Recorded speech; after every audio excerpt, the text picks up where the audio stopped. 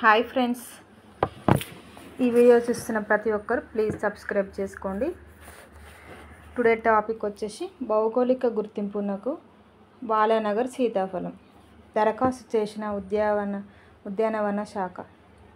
దేశవ్యాప్తంగా ప్రాచుర్యం పొందిన బాలానగర్ సీతాఫలం రాష్ట్ర 19వ భౌగోళిక గుర్తింపు కోసం దరఖాస్తు చేసింది.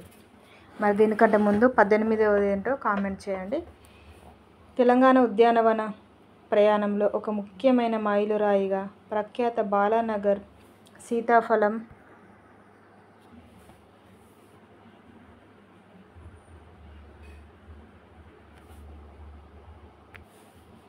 అధికారికంగా సోమవారం క్లాస్ 31 కింద భౌగోళిక సూచిక GI రిజిస్ట్రేషన్ కోసం అప్లై చేసుకుంది. ఈ మేరకు వ్యవసాయ ఉద్యానవన ఉత్పత్తులను పర్యవేక్షించే GI దరఖాస్తు సంఖ్య 1569తో దరఖాస్తు వెళ్ళింది.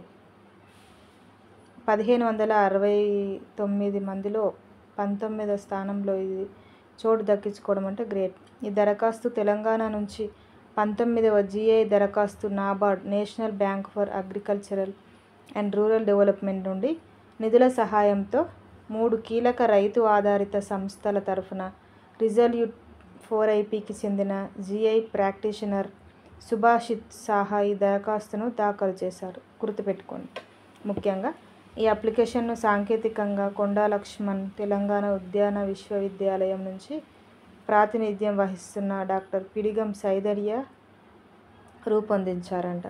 శాస్త్రీయ డాక్యుమెంటేషన్ను సంకలనం చేయడంలో, పండ్ల యొక్క ప్రత్యేకమైన ఉద్యాన స్వరూప లక్షణాలను ధృవీకరించడంలోనూ ఆయన కీలక పాత్ర పోషిస్తారట.